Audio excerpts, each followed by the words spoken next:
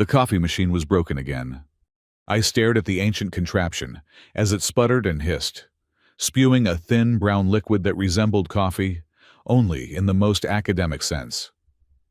Outpost Hecate, humanity's furthest frontier station, boasted technology that could bend space-time for interstellar communication.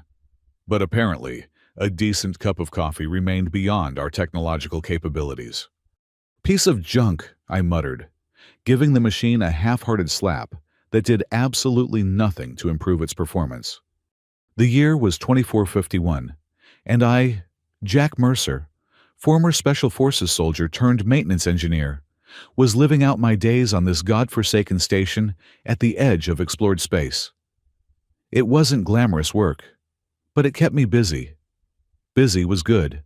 Busy meant not thinking. The station's overhead lighting flickered slightly as I made my way through the maintenance corridors, my boots echoing against metal grating. Hecate wasn't exactly the pride of humanity's space fleet. She was old, cranky, and perpetually on the verge of falling apart, much like myself. We got along well that way. "Morning, Mercer," called one of the research technicians as I passed. I grunted in response. Social niceties weren't my strong suit these days. My comm unit buzzed. "Jack, we've got environment regulators acting up in Sector 12 again," came the voice of Everett Shin, the station's chief medical officer and one of the few people I actually spoke to regularly. "On it," I replied, changing course. At least the day wouldn't be boring. Sector 12 housed most of our food storage, and temperature fluctuations there could mean the difference between eating well for the next month or subsisting on emergency rations. As I approached, I noticed the access panel to the ventilation system had been removed and was lying on the floor. Strange. I hadn't authorized any maintenance work in this sector. Drawing closer, I heard a faint rustling sound from inside the storage room. Years of combat training kicked in instantly. I pressed my back against the wall and carefully peered around the corner, expecting perhaps a fellow crew member conducting unauthorized inventory. What I saw instead froze me in place. A small figure was hunched over an open container of nutrient bars, stuffing them frantically into a makeshift sack. It was a child, a girl, from what I could tell, though her features were unusual. Her skin had a faint bluish tinge, and what I had initially mistaken for a hoodie was actually a series of bony ridges extending from her skull down her back. Half human, half something else, and that something else looked disturbingly like a Shea rune. The Shea rune, our most dangerous adversaries, a semi-organic alien empire on our borders, responsible for countless human deaths in the border conflicts of the past decade. And here was what appeared to be a hybrid child stealing food on our station. I must have made a noise, because suddenly the girl's head snapped toward me, eyes wide with fear. They were striking eyes, almost luminescent, with vertical pupils like a cat's. "Hey," I said, keeping my voice low and even, the way you might approach a frightened animal. "It's okay. I'm not going to hurt you." The girl hissed, revealing rows of sharp, needle-like teeth. In a flash, she darted past me, inhumanly quick. I reached out instinctively and caught her arm. Big mistake. She whirled around and sank those teeth deep into my hand. I let out a yelp of pain and surprise, releasing her automatically. Blood welled from the puncture wounds as the girl backed away, still clutching her sack of stolen food. "Damn it," I muttered, examining the bite. It was deep, but probably not serious enough to warrant immediate medical attention. I looked up, expecting the girl to have fled, but she was still there, watching me with those strange, luminous eyes. And then she spoke, her voice a mixture of childish softness and an alien timbre that sent chills down my spine. "Sorry, Pa." "Pa? Did she just call me?" But before I could react, alarms began blaring throughout the station. Security had detected an intruder. "Hey, wait," I called. But the girl had already disappeared into the ventilation shaft, moving with the fluid grace of something not entirely human. I stared after her for a long moment, my hand throbbing, her words echoing in my mind. She had called me Pa. Why would she call me that? I didn't have time to dwell on it. The security team would be here any minute, and I had no idea how to explain what had just happened. Part of me wanted to alert them to the girl's presence, to the potential danger of having a Shay-Rune hybrid on board. But another part, a part I thought had died years ago in the war, felt something else, something protective. I quickly grabbed a Mediseal from my kit and applied it to the bite wound, hiding the evidence. Then, I picked up the fallen ventilation panel and began working on the environmental regulators, as if nothing had happened. The security team burst in moments later, led by Officer Rask, a broad-shouldered man with a permanent scowl. "Mercer," he barked. "You see anything unusual?" I didn't look up from my work. "Just the usual. These regulators are shot to hell. Again." Rask grunted. "Sensors picked up an unauthorized life form in this sector. Small, possibly non-human." I shrugged. "Haven't seen anything. Maybe it was one of those mutant rats from engineering. Those things are getting bigger every year." Rask didn't look convinced, but he had no reason to suspect I was lying. After a few more questions, he and his team moved on to search other areas of the station. Once they were gone, I let out a breath I hadn't realized I was holding. What the hell was I doing, harboring a potential enemy infiltrator, when against every protocol, every oath I'd sworn as a soldier?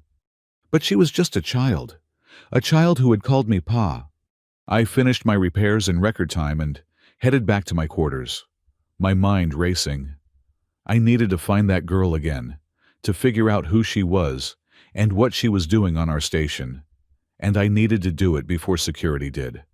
My quarters were small and utilitarian, like everything else on Hecate. I had few personal possessions beyond some old books and a battered guitar I rarely played anymore. I wasn't expecting to find anything out of place, which is why I nearly jumped out of my skin when I saw the girl sitting cross-legged on my bunk, calmly eating one of the nutrient bars she'd stolen. "Jesus!" I exclaimed, quickly closing and locking the door behind me. "How did you get in here?" The girl tilted her head, studying me with those unnerving eyes. Up close, I could see more details of her appearance. She was small, maybe 8 or 9 in human years, with a slender build. Her skin was predominantly human-looking, but with patches of the blue-gray dermal plating characteristic of the Shay-Rune. The ridges on her head resembled a mohawk of sorts, but were clearly organic extensions of her skull. "Followed you," she said simply, her voice clearer now. "You smell like home." "I smell like home. What did that mean?" "Who are you?" I asked, keeping my distance. Despite her size, I knew better than to underestimate her. Those teeth had hurt like hell. "Naira," she replied, then pointed at me. "You Pa." There it was again. "No, I'm not your father," I said firmly. "My name is Jack Mercer." She shook her head vigorously. "No, you Pa, I know, I remember." This was getting stranger by the minute. "Naira, where did you come from? How did you get on this station?" "Came in big ship," she said, making a swooping motion with her hand. "Hidden boxes. Looking for Pa." She pointed at me again. "Found you." "That's not possible," I said, running a hand through my short-cropped hair. I don't have any children." The assertion rang hollow, even to my own ears. There was a period of my life, during the war, that remained frustratingly blank in my memory. Post-traumatic stress, the doctors had said. My mind protecting itself from whatever horrors I'd experienced during my final mission. Naira simply watched me, chewing thoughtfully on her nutrient bar. There was an intelligence in those eyes that belied her childish demeanor. "Look," I said, trying a different approach. "You can't stay here. It's not safe. Security is looking for you, and if they find you..." I trailed off, not wanting to frighten her, but needing her to understand the gravity of the situation. "I stay with Pa," she said firmly, crossing her arms in a gesture so humanly stubborn it was almost comical. Before I could argue further, my comm unit buzzed again. "Mercer," came Evra's voice. "I need you to come to the medbay, now." Something in her tone set off alarm bells. "What's wrong?" "Just get here and come alone." The connection cut off. I looked at Nira, who had finished her nutrient bar and was now examining my few possessions with childlike curiosity. "I have to go," I told her. "You need to stay here, hidden. Don't open the door for anyone, understand?" She nodded, then did something unexpected.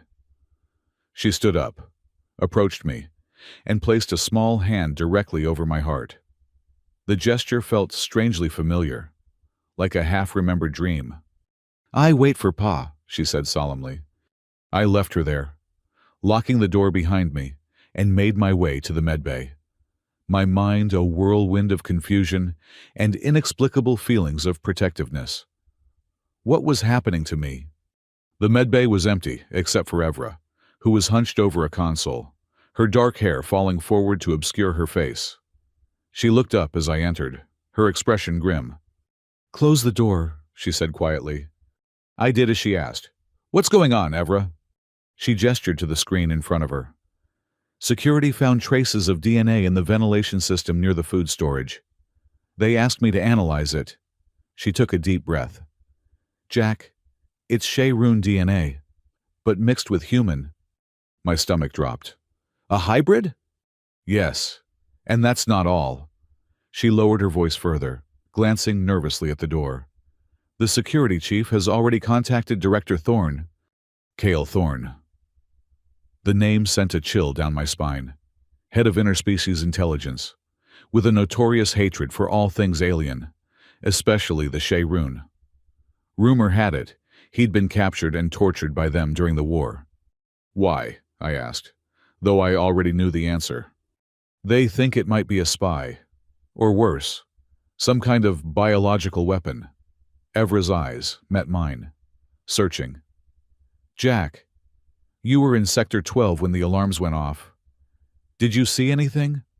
I hesitated, torn between my duty to the station and an inexplicable urge to protect Naira. Evra must have read something in my face, because her expression softened. "It's a child, isn't it?" she asked quietly. After a moment, I nodded. Evra sighed. "They're going to find it, Jack.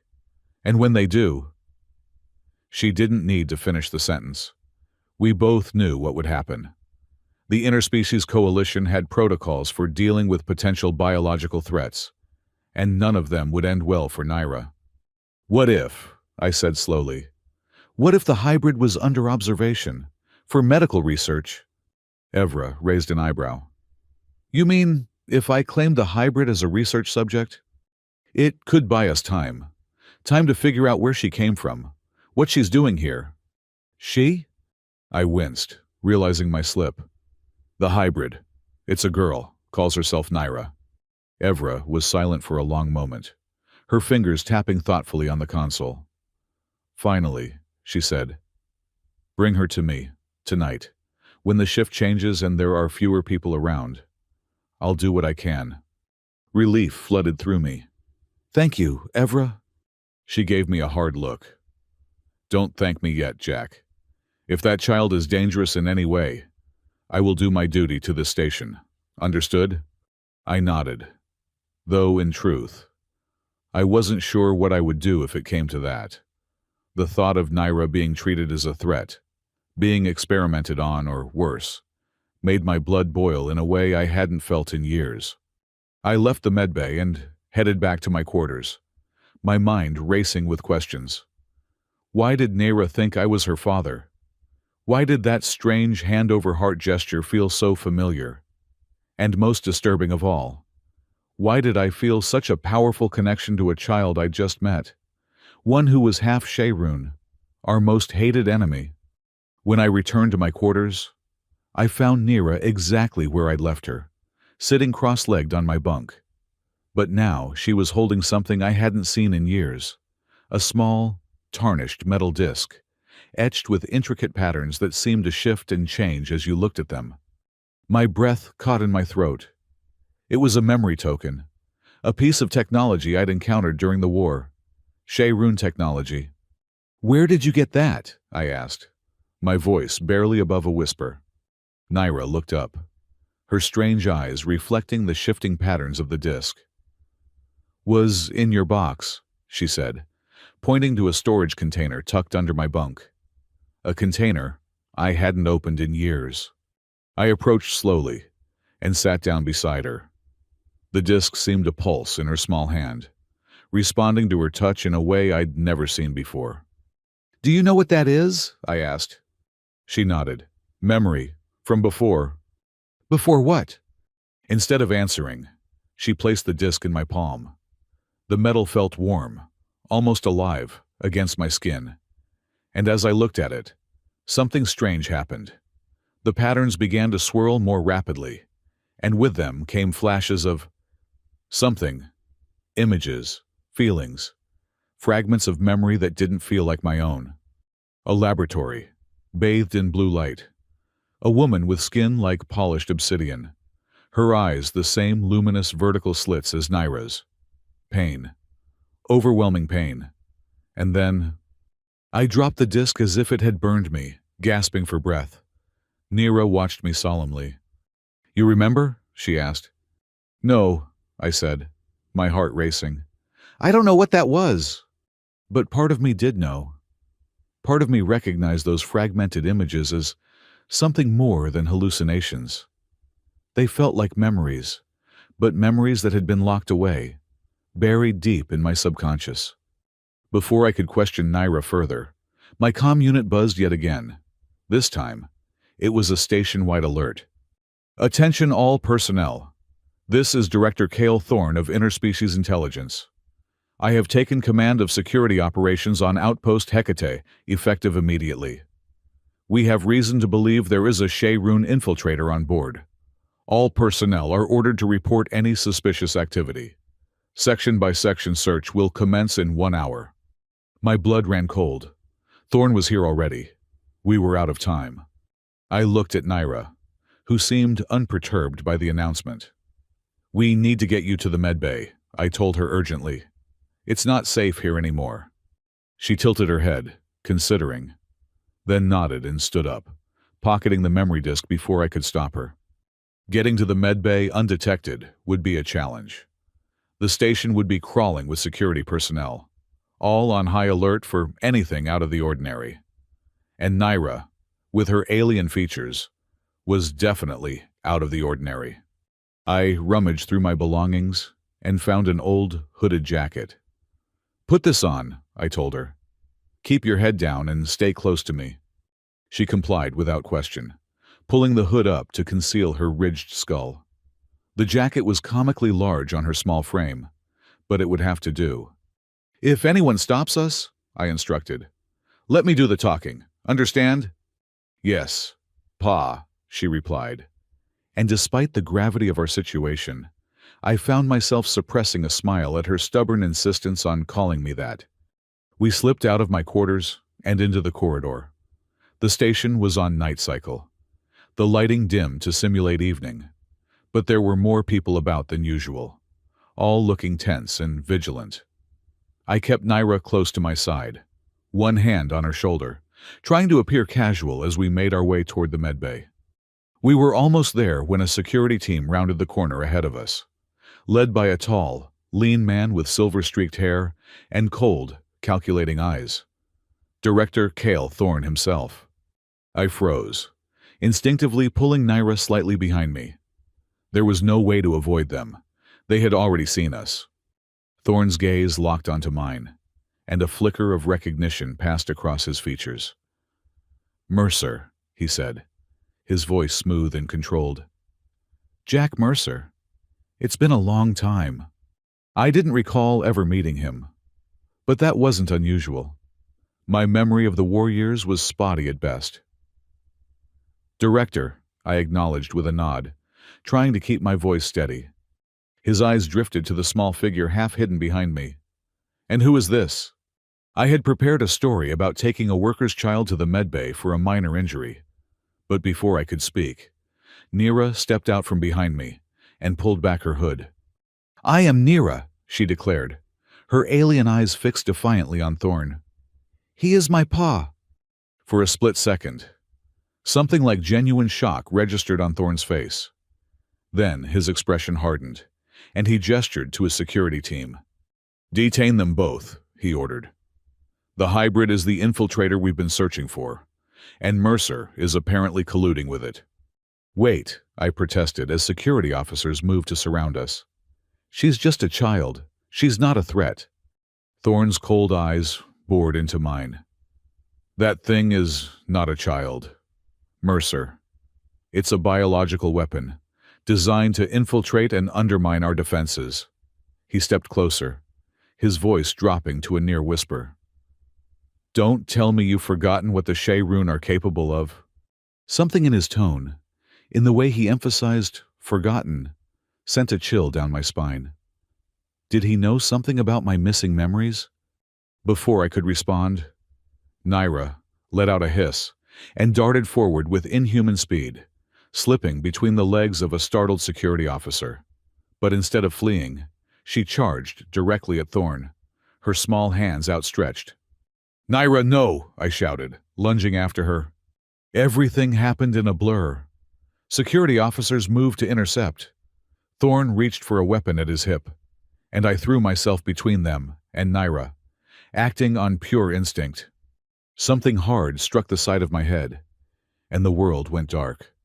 I awoke to the sterile white ceiling of the medbay, a throbbing pain in my temple.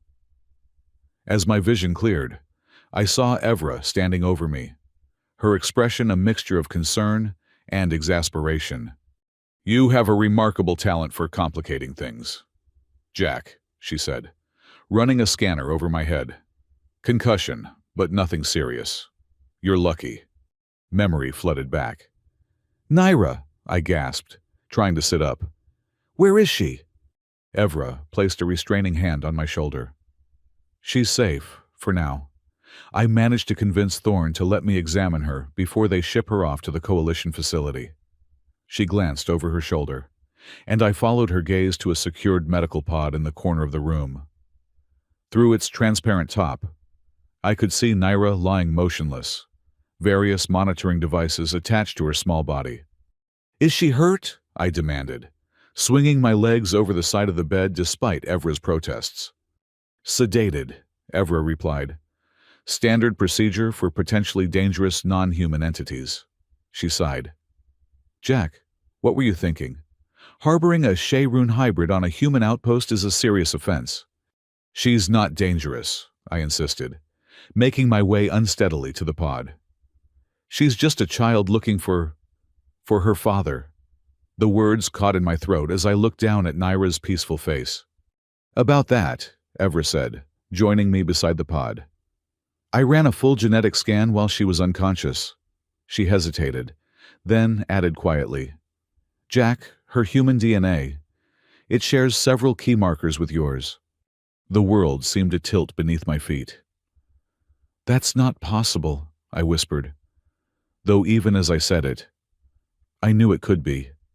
Those missing memories, the strange familiarity I felt with Neera, the way she had instantly recognized me as her pa.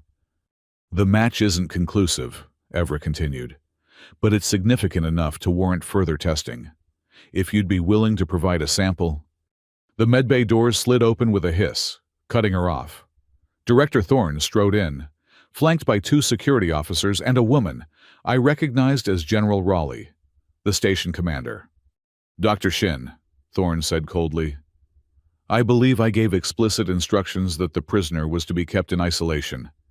Evra straightened, meeting his gaze unflinchingly. "The prisoner is my patient, Director, and as Chief Medical Officer of this station, I have the authority to determine appropriate care." General Raleigh stepped forward, her weathered face set in diplomatic lines. "Let's all take a step back," she suggested. "Dr. Shin, What have your examinations revealed about the hybrid? Her name is Nira, I interjected, earning a sharp look from Thorn. Evra moved to her console and pulled up a series of complex genetic maps. Nira is approximately half human, half Shayrun.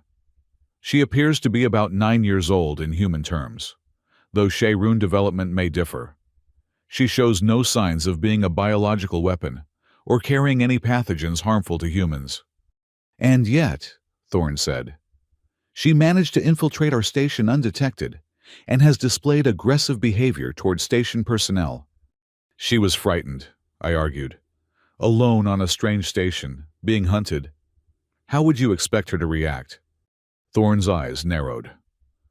The better question, Mercer, is why you felt compelled to harbor this creature. What exactly is your relationship to it? Before I could respond, General Raleigh raised a hand. We can discuss Specialist Mercer's actions later. For now, our priority is determining what to do with the hybrid. Protocol is clear, Thorn said smoothly. Non-human infiltrators are to be transferred to Coalition headquarters for interrogation and study. The clinical way he said study made my skin crawl. I knew what happened to alien specimens in Coalition facilities. They rarely survive the experience. There's more, Evra said, looking at me for permission. When I nodded, she continued. Preliminary genetic comparison suggests Nira may be related to Specialist Mercer. A heavy silence fell over the room. General Raleigh looked from me to the unconscious Nira and back again. Her brow furrowed. Thorn's expression remained impassive, but something flickered in his eyes. Something that looked almost like fear. Impossible, he declared. This is clearly a Shayrun trick, designed to manipulate Mercer into helping their infiltrator. The genetic markers don't lie, Evra insisted. Then the data has been compromised, Thorn countered. I want the hybrid transferred to my custody immediately. I have a secure transport arriving in 6 hours. Now wait just a minute, General Raleigh began, but was interrupted by a sudden blaring of alarms throughout the station. A voice came over the comm system.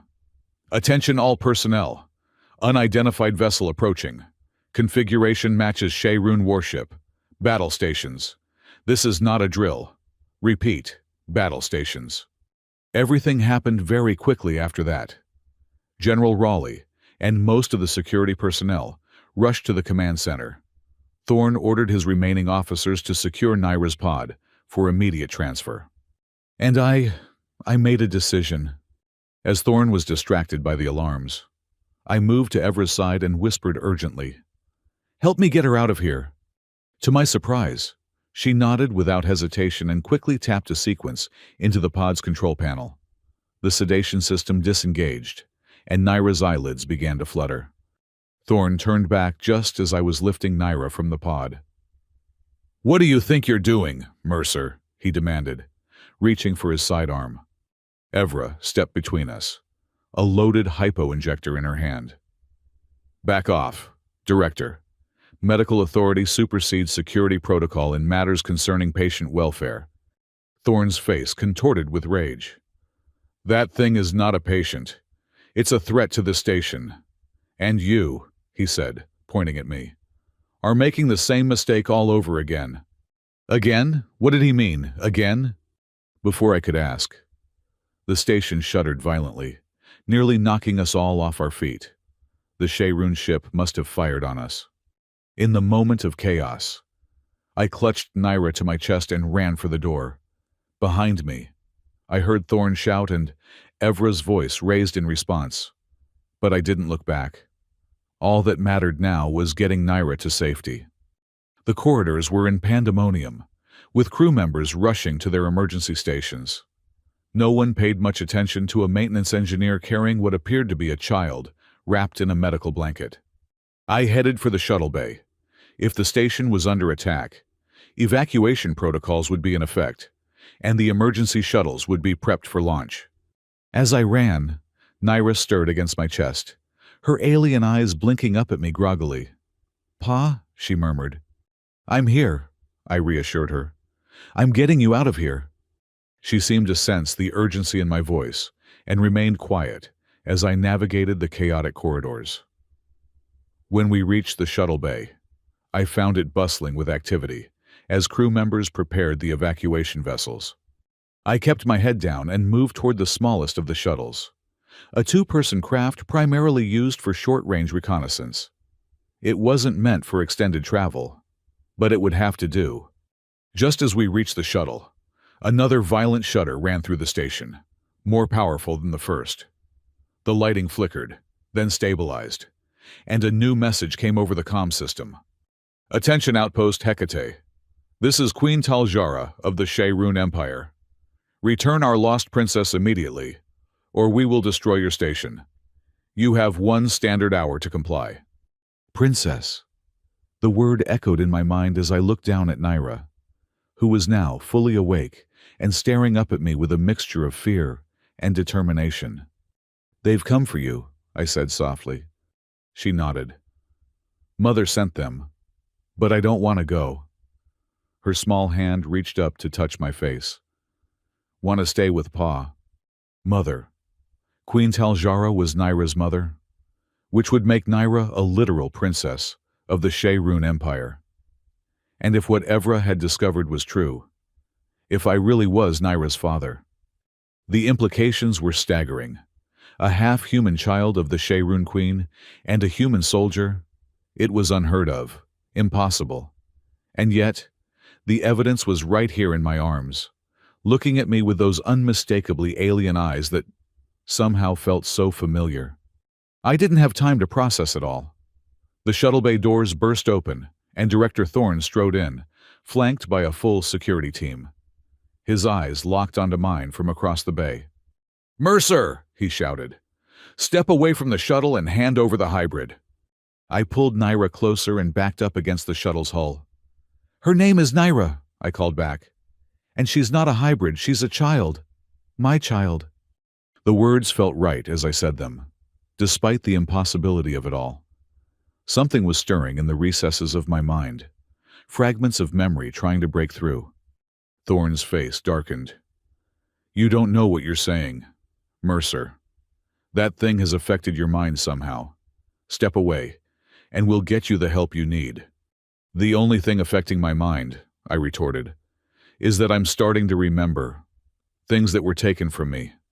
By you." Thorne. A flicker of genuine alarm crossed his features, confirming my suspicion.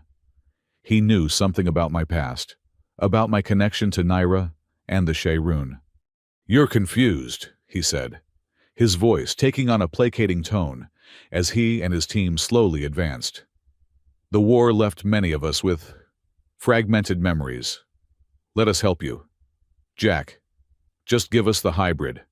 As they drew closer, I felt Naira stiffen in my arms.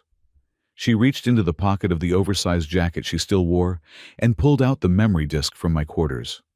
"Pa," she whispered urgently, "use this. Remember."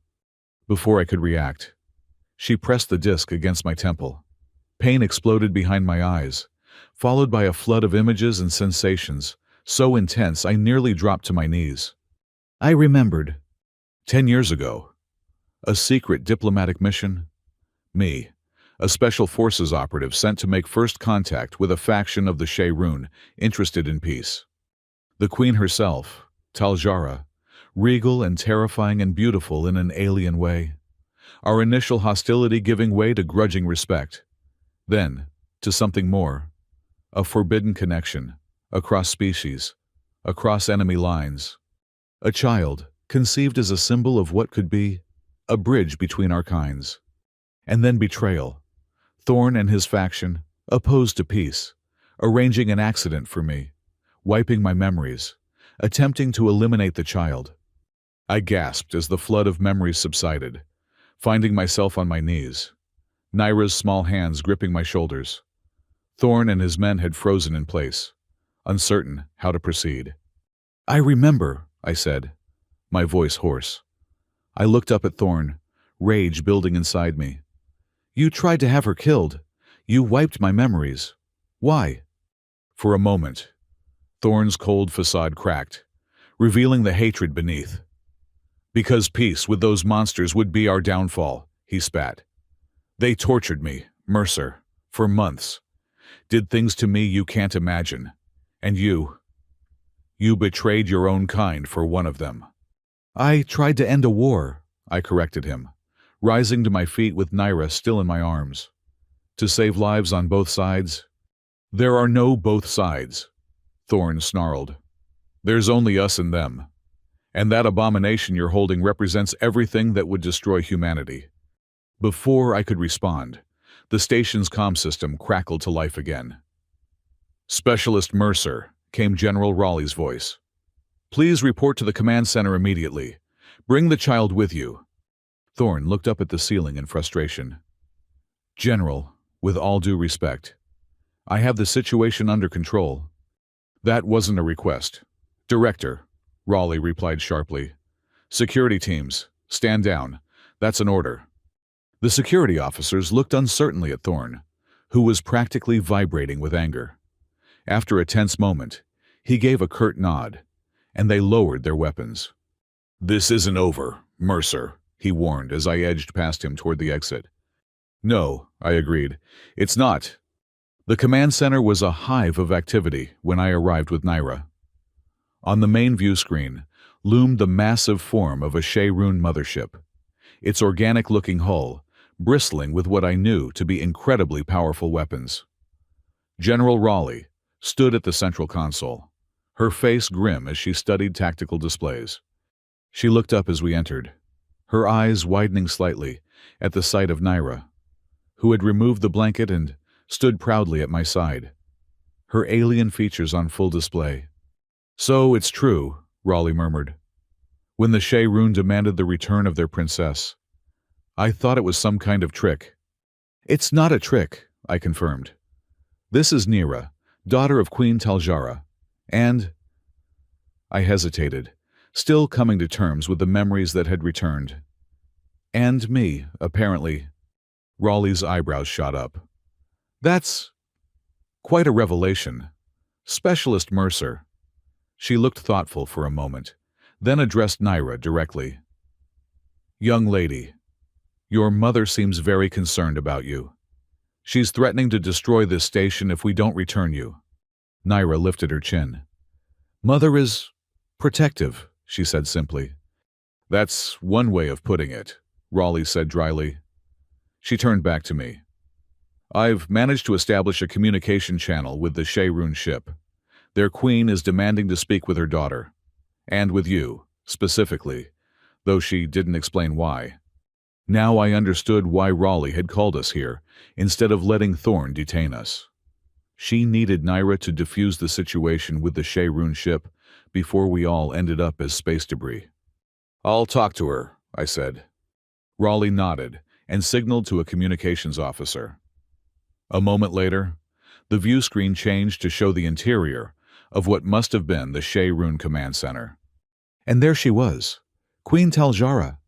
She looked almost exactly as I remembered from my newly recovered memories, though perhaps more regal, more intimidating. Her skin was like polished obsidian, with faint iridescent patterns that shifted with her movements. The bony ridges that Naira had inherited extended from her skull in an elaborate crown-like formation. And her eyes, those vertical pupilled eyes that had passed to her daughter, glowed with a cold blue light.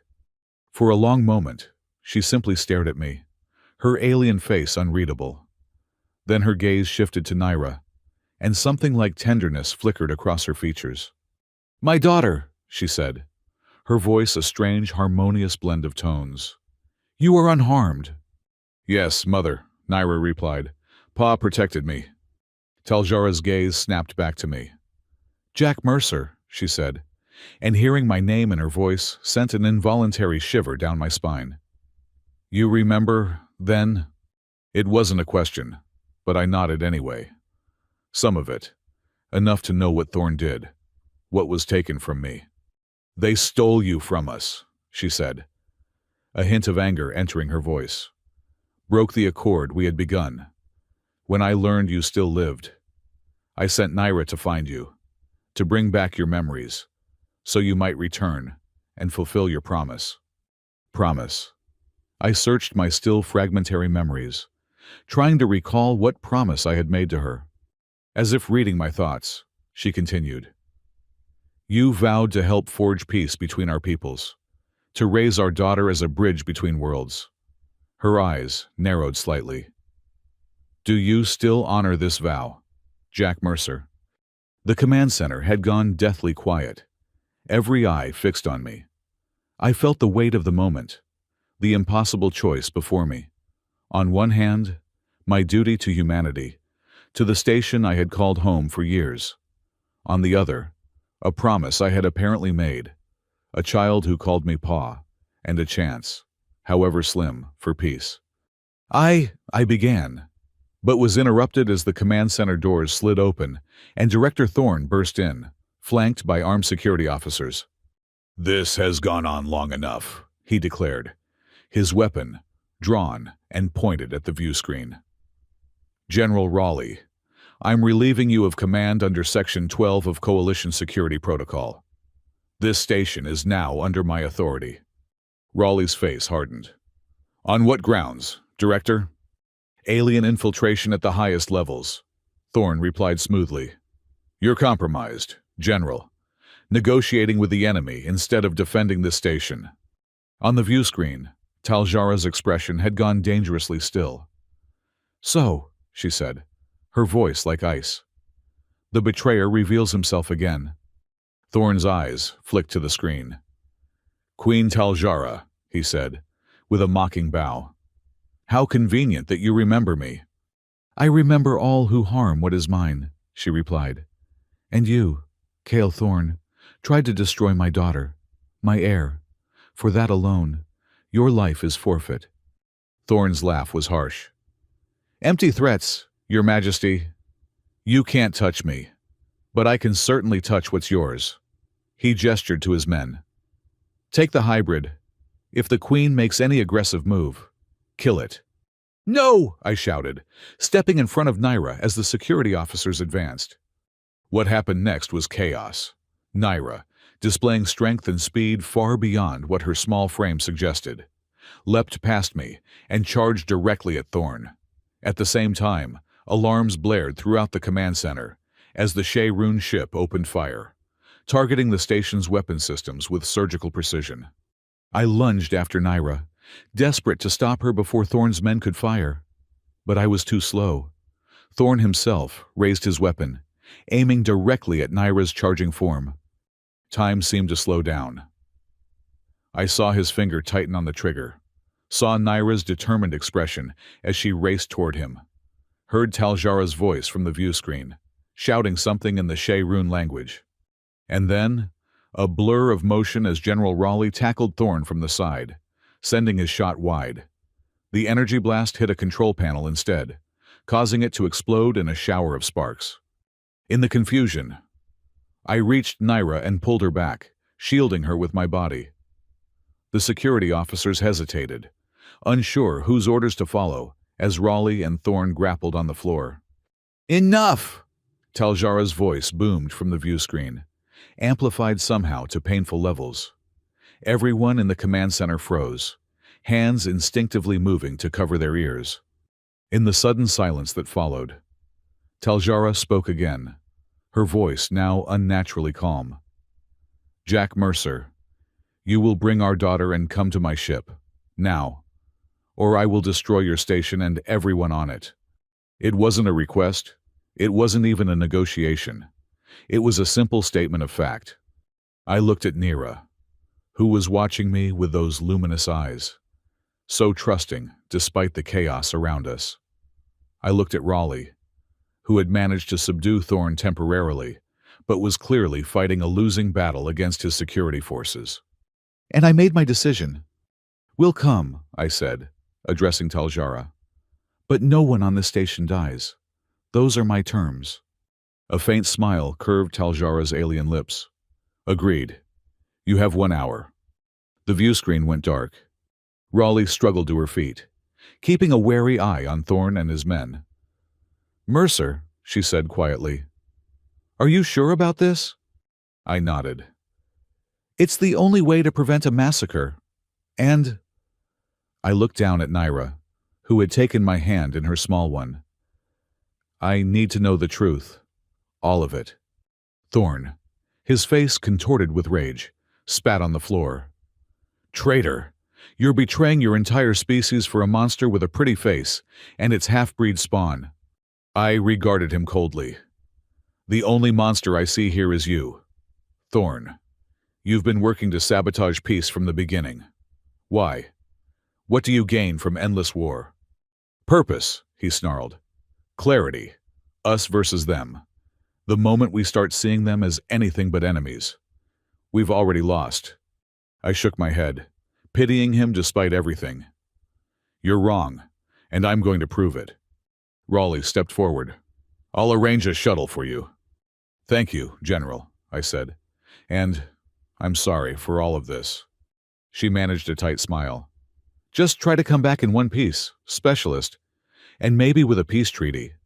An hour later, Naira and I were aboard a small shuttle, approaching the massive Shayrun mothership.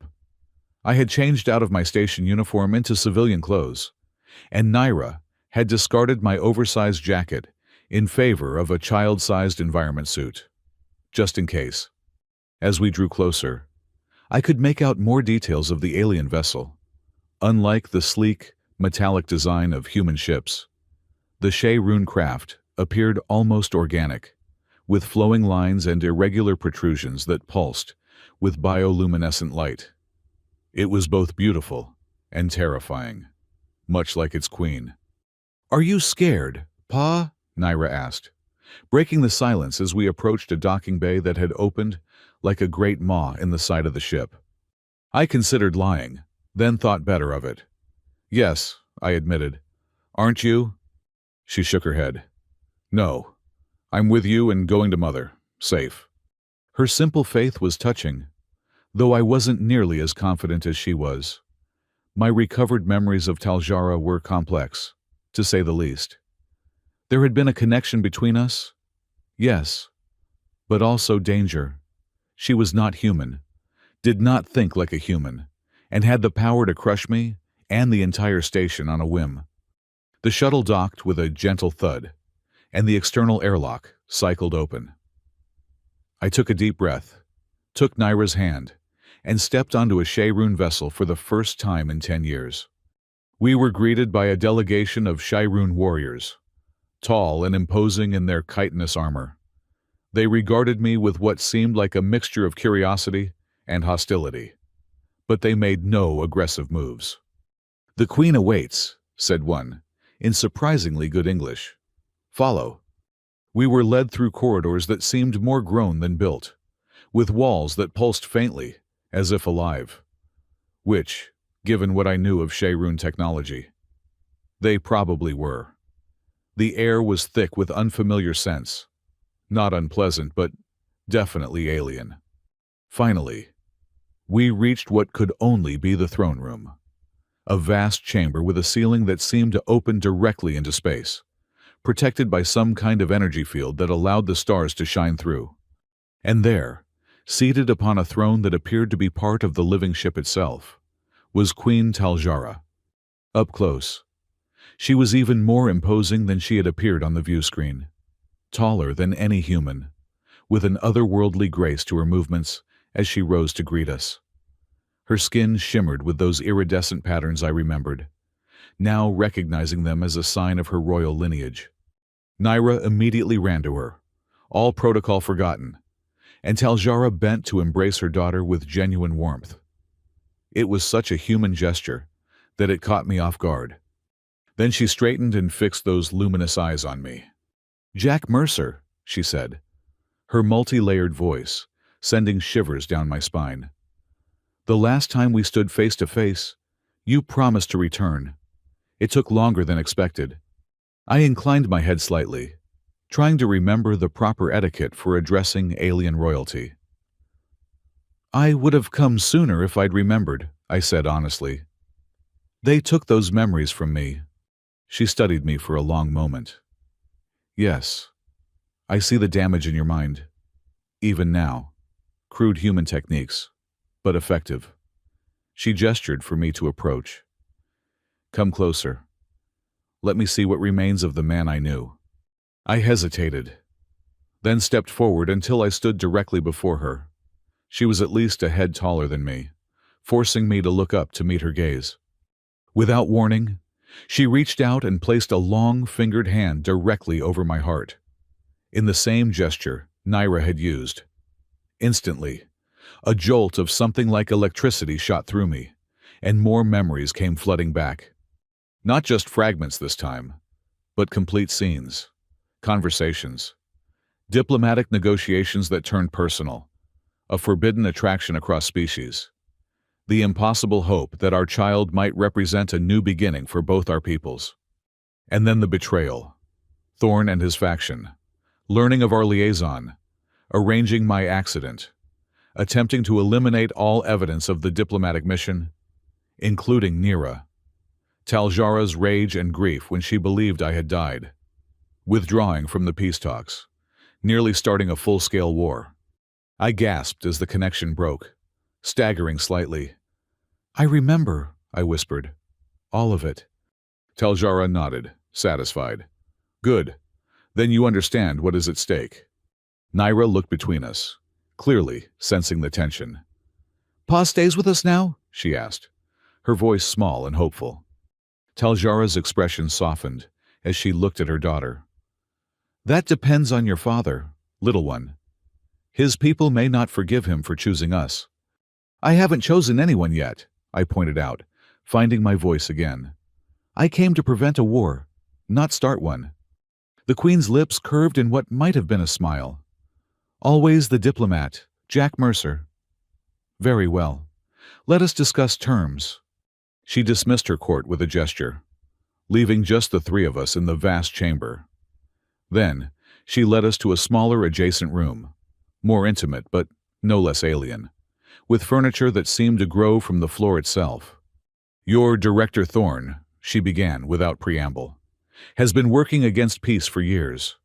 He was part of a human faction that believes coexistence with non-humans is impossible and undesirable. They sabotaged our previous attempts at diplomacy. I know, I said. I remember now. But Thorn doesn't speak for all of humanity, just as I'm sure there are factions among your people who oppose peace. Taljara inclined her head, acknowledging the point. Indeed. My own council was divided on the wisdom of my liaison with you.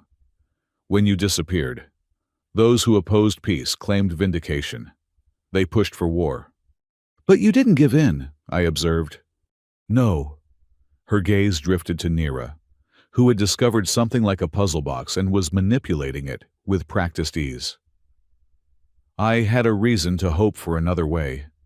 I followed her gaze, watching our daughter. How strange yet right that felt, as she played, oblivious to the weight of the conversation around her. She's extraordinary, I said softly. Yes, Taljara agreed. The first of her kind. Proof that our species are not as incompatible as some would believe. She turned her luminous eyes back to me. Which brings us to the matter at hand. What happens now, Jack Mercer? It was the question I'd been asking myself since my memories began to return. What did happen now? I had a life on Hecate, such as it was, duties, responsibilities. But I also had a daughter who needed me, and apparently, unfinished business with an alien queen. I don't know, I admitted. I can't just abandon my post, my people, but I can't abandon Naira either, or the chance for peace. Taljara watched me thoughtfully. Among my people, she said, political alliances are often sealed through personal bonds. Marriage, as you might call it. I blinked, caught off guard by the apparent non sequitur. I'm aware of the practice, I said cautiously. Such an alliance between us would give you diplomatic status, allow you to move freely between our worlds, to be a father to Nira, and to continue the peace work we began a decade ago. She tilted her head, studying my reaction. It would also silence those on my council who question Naira's legitimacy as my heir. I stared at her, momentarily speechless. Was the Queen of the Shayrun actually proposing marriage to me? You're suggesting a political alliance, I said carefully, formalized through personal commitment. Is the idea so repulsive to you? She asked, a hint of challenge in her voice. You did not find me so alien once, Jack Mercer.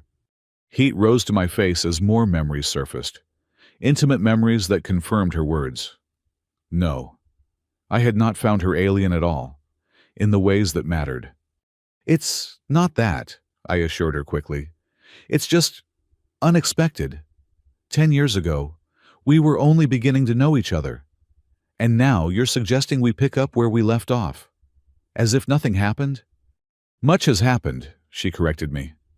War, betrayal, separation, but also Nira. She gestured to our daughter, who was now watching us with keen interest. She needs both her parents. Jack, my people need peace. And yours? She hesitated.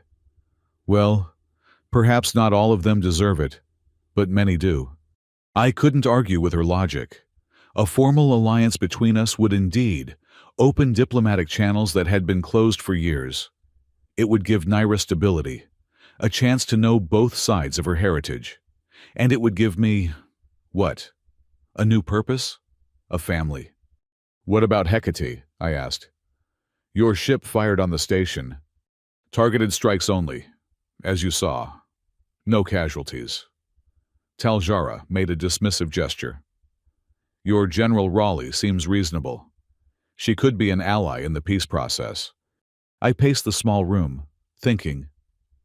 It was all happening so fast. Yesterday, I was just a maintenance engineer with missing memories and a broken coffee machine.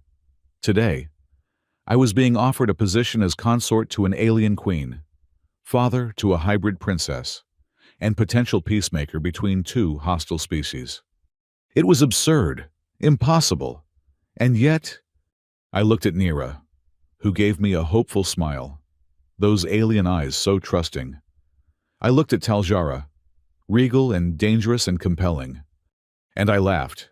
I couldn't help it. The sheer improbability of my situation suddenly struck me as hilarious.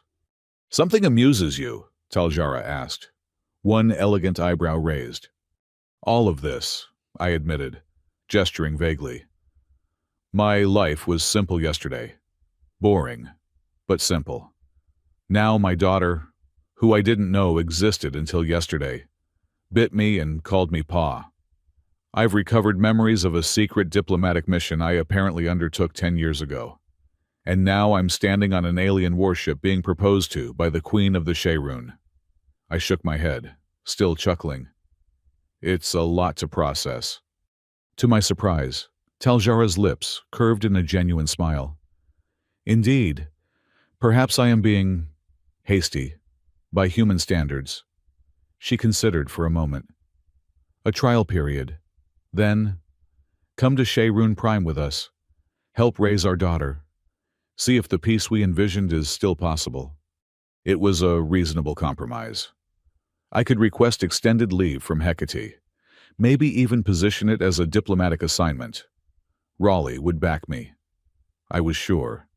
And it would give me time to sort through my feelings, to get to know Nira properly, to see if there was still something between Taljara and me worth building upon. And if it doesn't work out, I asked, then you return to your people, with no ill will between us.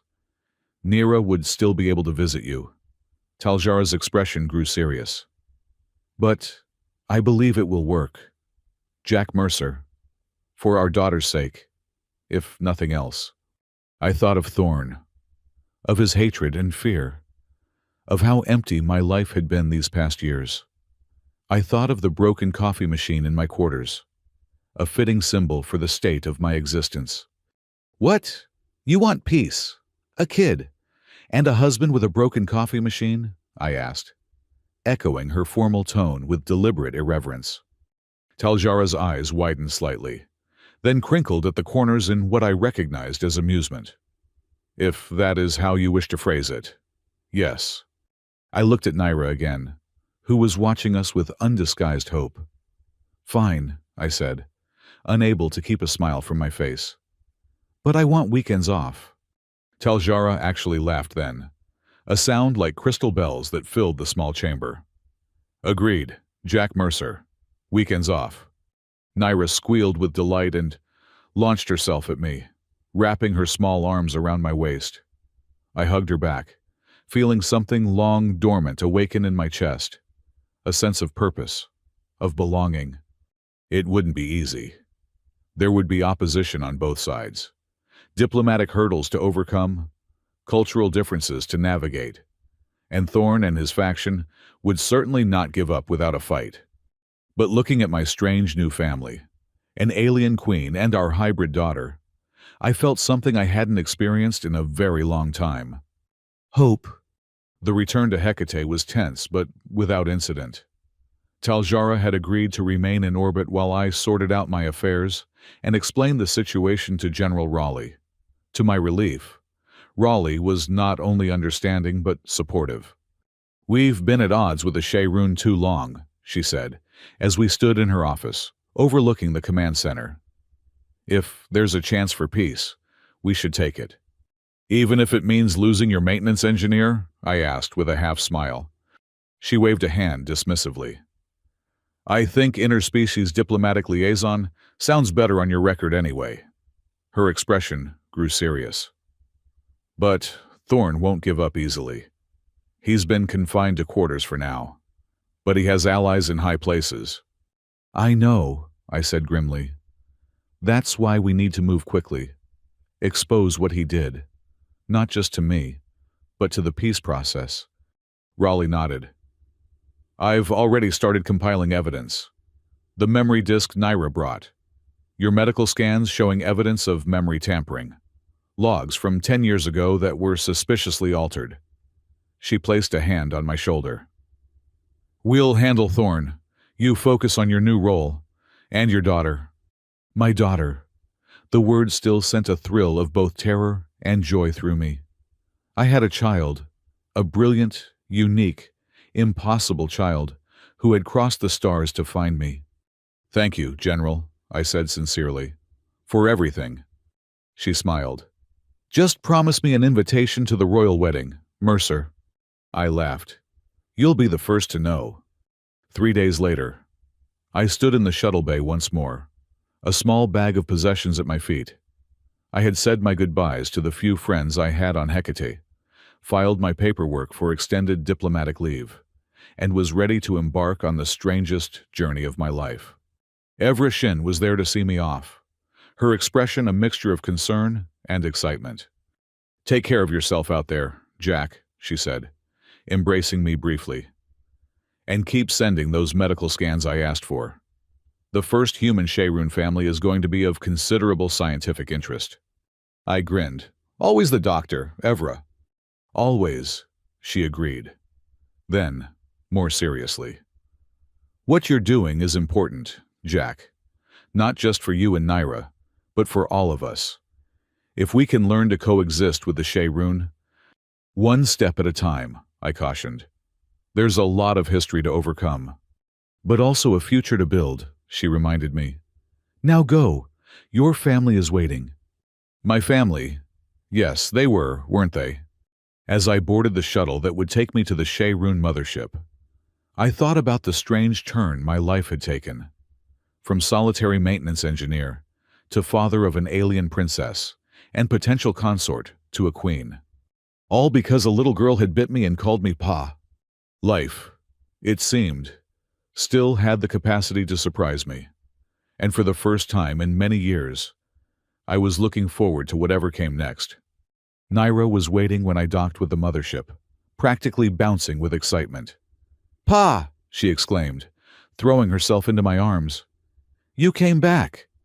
Of course I did, I told her, lifting her up. I promised, didn't I? Over her shoulder, I saw Taljara watching us, a complex emotion in her alien eyes. Understanding passed between us, unspoken but clear. Whatever happened next, whatever challenges we faced, we would face them together, for Naira, for peace, and perhaps for ourselves as well. As I carried my daughter into the heart of what had once been enemy territory, I felt a sense of rightness, of coming home to a place I'd never been. "So," I said to Taljara as I approached, Nira still in my arms, "about those weekends off." The queen of the Shayrun, feared throughout the galaxy, mother of my child, and my potential future wife, actually rolled her eyes in a surprisingly human gesture. "We will discuss terms, Jack Mercer," she said. But there was warmth in her voice and a promise in her eyes that made me think those terms might be quite acceptable indeed. And so began the next chapter of my impossible life, with a daughter who had bit me and called me Pa, and a queen who had once been my enemy, but might yet become something much more. In the vastness of space, among the countless stars, we three unlikely companions would forge our own path. A new family, a new beginning. And maybe, just maybe, a new hope for peace in a galaxy that desperately needed it.